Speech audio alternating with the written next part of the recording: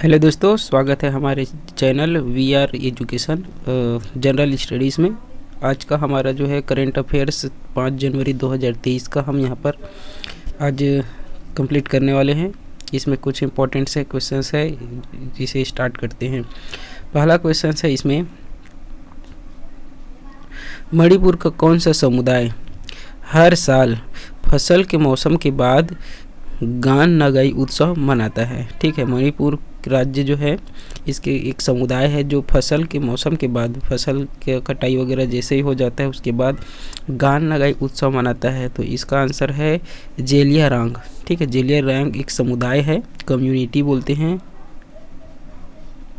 Community जो फसल के बाद उत्सव मनाता है। ठीक है, तो गान नगाई एक उत्सव है जो कि मणिपुर का प्रमुख कार्यक्रम में आता है, जिसे जेलियारांग समुदाय द्वारा हर साल फसल के बाद बनाया जाता है। फसल का जो मौसम होता है उसके बाद।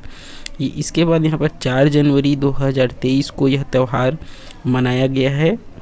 इसके लिए यहाँ पर आने वाले जो साल है उसमें यहाँ पर जो फसल के उत्पादन के लिए यहाँ पर ये जो उत्सव जो है समृद्धि के लिए मनाया जाता है। दूसरा क्वेश्चन है हमारा, centre for monitoring Indian economy CMIE, centre for monitoring Indian economy के आंकड़ों के मुताबिक दिसंबर 2012 में भारत का बेरोजगारी दर कितने प्रतिशत पर पहुंच गया है? ठीक है, दिसंबर 2022 में भारत का जो बेरोजगारी दर है इससे पहले कम था। ठीक है, तो कितना हो गया है?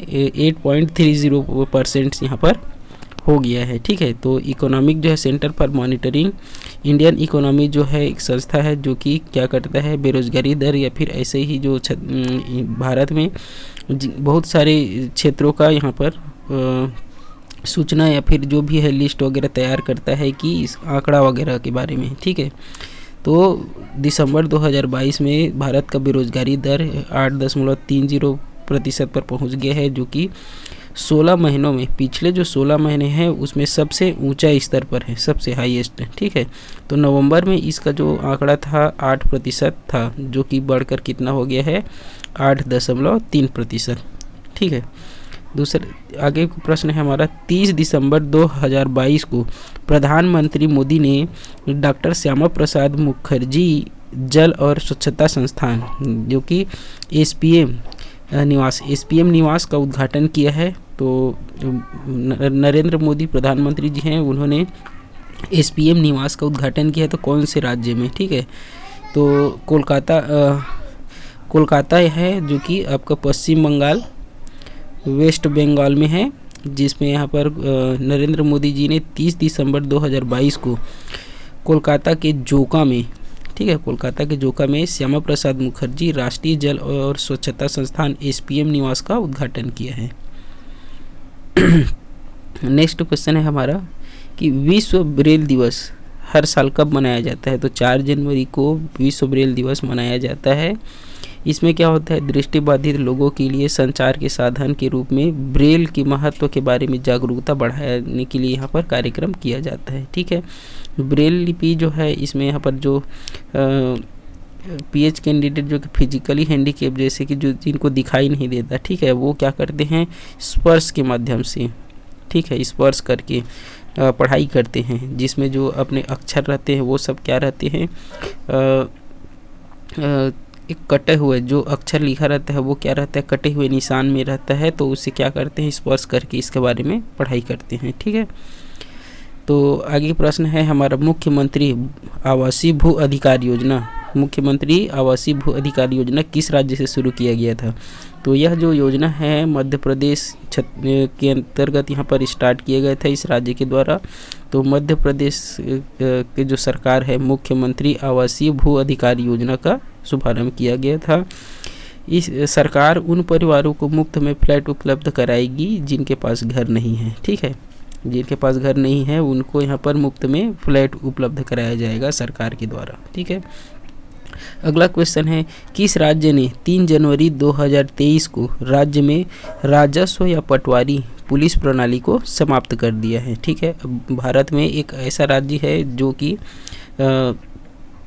जो आपका रेवेन्यू विभाग का जो भी राजस्व विभाग का पटवारी और राजस्व पुलिस अधिकारी का जो पद है वो समाप्त कर दिया गया है। इसका उत्तर है आपका उत्तराखंड राज्य जो है 3 जनवरी 2023 को राज्य में राजस्व या पटवारी पुलिस व्यवस्था को समाप्त कर दिया है। इस प्रकार यहाँ पर सभी 1800 राजस्व ग्राम, मतलब इस राज्य में उत्तराखंड राज्य में 1800 राजस्व ग्राम है जो कि अब नियमित पुलिस व्यवस्था के अधीन हो गया है। ठीक है, आगे प्रश्न है हमारा, कौन सा देश हाइड्रोजन संचालित शहरी ट्रेनों को लॉन्च करने वाला एशिया का पहला, ठीक है, एशिया का पहला और दुनिया का दूसरा देश बन गया है। ठीक है, हाइड्रोजन संचालित शहरी ट्रेन, ठीक है, हाइड्रोजन से चलने वाली जो शहरी ट्रेन है इसका चालू करने वाला एशिया का पहला और दुनिया का दूसरा। ठीक है, तो इसका उत्तर है हमारा चीन।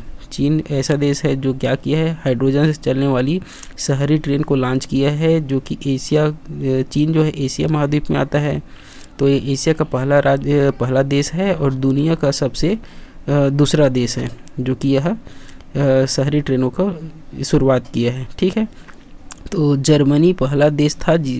तो इसका एक क्वेश्चन बन सकता है कि कौन सा देश है पहला, तो जर्मनी एक ऐसा देश है जो कि सितंबर 2022 में हाइड्रोजन से चलने वाली ट्रेनों की शुरुआत कर चुका है। ठीक है, आगे हमारा क्वेश्चन है, रक्षा मंत्री राजनाथ सिंह, भारत के रक्षा मंत्री डिफेंस मिनिस्टर राजनाथ सिंह किस राज्य में सियोम पुल का उद्घाटन किया। ठीक है, सियोम पुल, तो इसका उत्तर है हमारा अरुणाचल प्रदेश। ठीक है, अरुणाचल प्रदेश में राजनाथ सिंह जो डिफेंस मिनिस्टर हैं हमारे, उन्होंने सियोम पुल का उद्घाटन किया है। ठीक है, इसका जो है निर्माण सीमा सड़क संगठन, जिसको बोलते हैं BRO, सीमा सड़क संगठन BRO, बॉर्डर रोड ऑर्गेनाइजेशन, ठीक है, इसके द्वारा क्या किया गया है, निर्माण किया गया है।